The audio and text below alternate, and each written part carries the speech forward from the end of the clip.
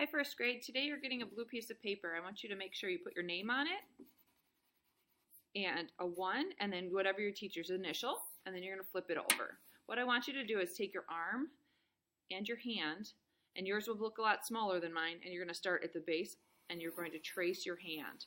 Your hand is going to be the basis of a tree. We are going to make a fall tree, and today we're going to be painting the tree trunk and branches. And then the next time we're together, we'll put on the fall leaves and some grass. So there's my tree. I'm going to zoom in so you can kind of see it. And what I'm going to do now is you each have a cup of brown paint at your table and a brush.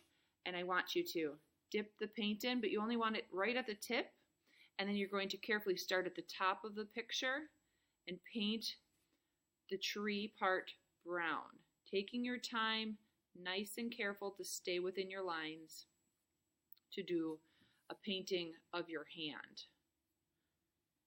When it's completely done, we are going to carry it like a pizza over to the drying rack so that next time we're together, we will be painting some more. You can also take your smock off and wash your hands and then return to your table. And if you have any puddles or spills, you can use brown paper towel to kind of clean it up for me.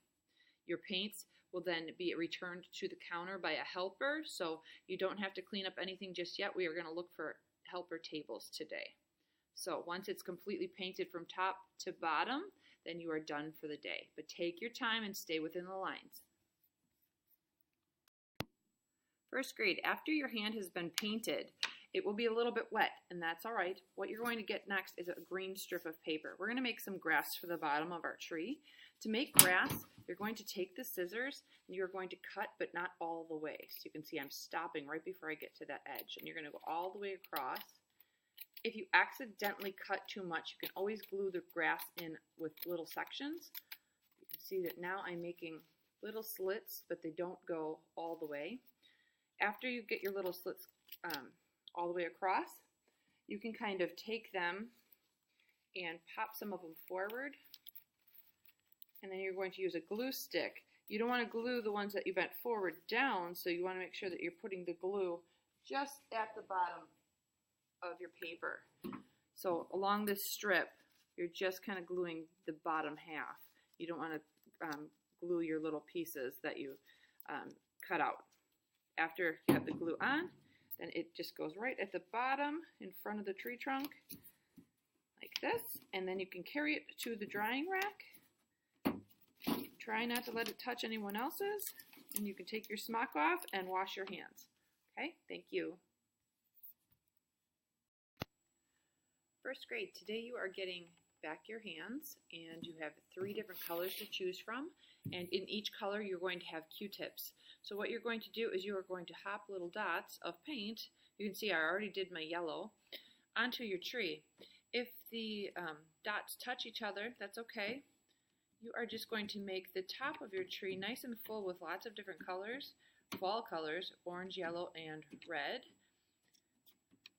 And it's okay that they are different sizes, small, big splotches. You are just trying to make them look like little dots.